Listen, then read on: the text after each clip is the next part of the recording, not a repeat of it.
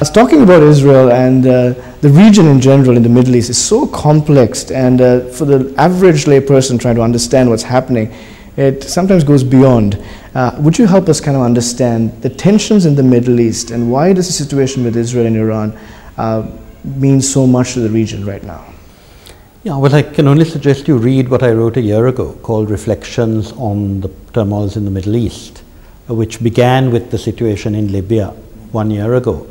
And I think historically you have this massive problem, which is the presence of Israel in what is the land of the Palestinians.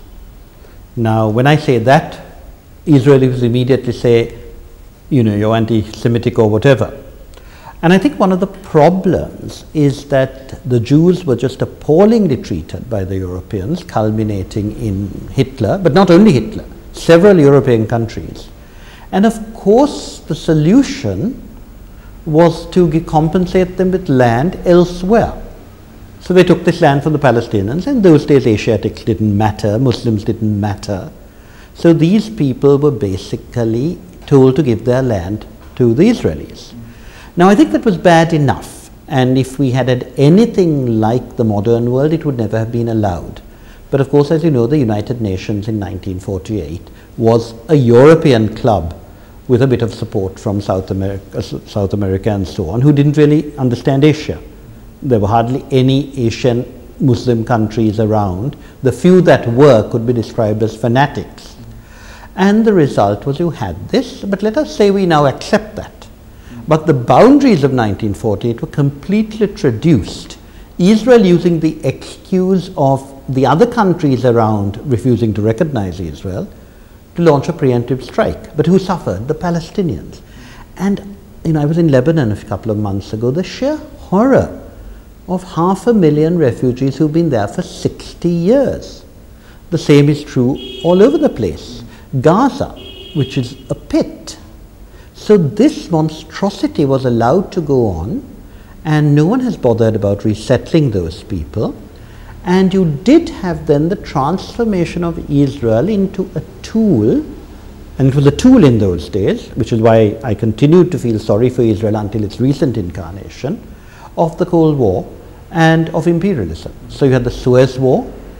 You then had, in 1967, when Israel attacked again a preemptive strike, they took over the whole of what used to be the old British Mandate of Palestine, and no one has been able to make them move since.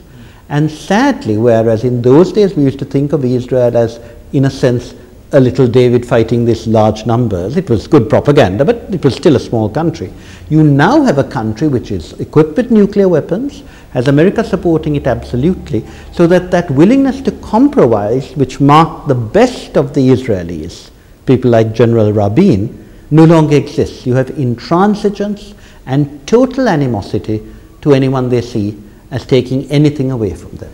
Looking at it from an Israeli perspective, some of the historical evidence of their existence there and all of that, leaving that aside, but some of the struggles that Israelis now have is the constant fear of being surrounded by many nations that don't admit to the value of their existence. In fact, Iran, as we were talking about, very especially, call it the Zionist movement, and they want to see Israel wiped off the face of the earth. This sorts of statements is creating an insecurity within Israel. Do you see it's justified though? I don't think it is justified at all. As you'll realize if you talk to the peace movements in Israel, there is rhetoric.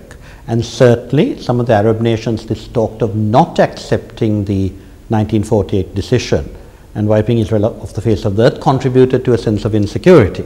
But Israel, having defeated these people militarily, repeatedly, and then on the one occasion when they didn't, getting so much American support, you know that Israel is not going to be destroyed at all. It has far too many people in its favor.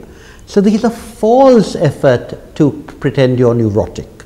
And the refusal to take one step at compromise, to yield up the settlements that they have been beginning from 87, shows a country with superb supreme confidence. But, of course, you play up the line of we are the victims. They're not the victims. That's rubbish. He could have argued that case in 1967. I'm not saying it was true, but it was more plausible then. In the modern era of where terrorism or acts of violence have been pretty active in the region, and Israel being the victim in that case when it comes to those attacks. How is it going to look like now with Iran potentially possessing the power of nuclear weapons? Well, what you've actually realized historically is countries that possess nuclear weapons are very mature about it. Israel has nuclear weapons for years. Did anyone complain? They use it as a threat. Now, when you talk of terrorism, Israel is the one example of terrorism absolutely succeeding, because the British were terrorized by the Israeli gangs, the Stern gang. You know that the British governor was killed. British were terrified out of the place. The governor was killed in the King David Hotel. But to me, the saddest example of sectarian terrorism working is the killing of Rabin, the prime minister who wanted peace. And to me, if you compare that with what happened with Egypt, which did accept Israel, Sadat accepted it, he was assassinated. But his successor carried on Sadat's path and continued peace. Rabin's successor just was terrified, and that's where terrorism works, because what you call the moderate people in Israel just panicked after that.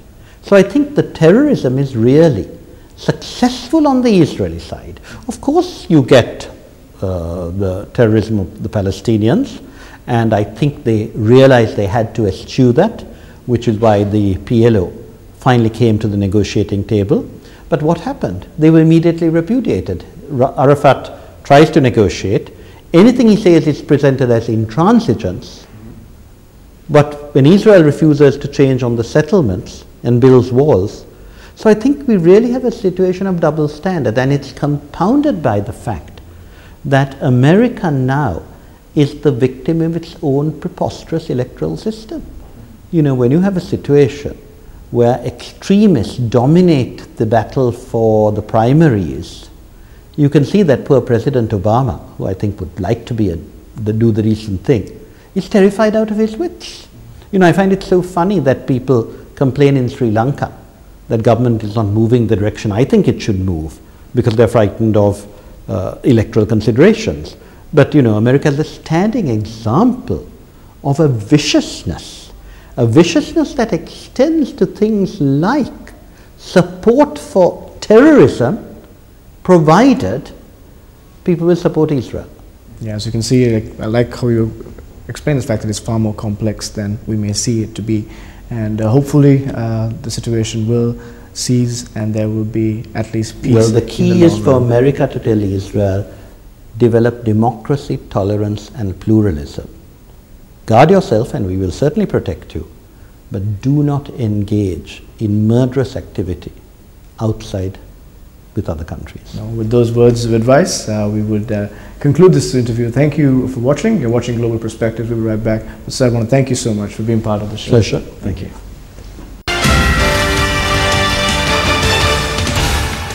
What analysts appear to be saying is that the current stalemate between Israel and Palestine will likely continue, at least in the short term, because there is no one to disrupt the status quo, mainly the United States, which is the only country that realistically can.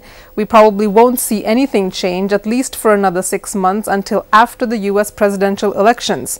As for Iran, it seems unlikely that Israel will preemptively attack without the backing of the United States, and it's even more unlikely that Obama would support such a move, particularly before his possible re-election in November.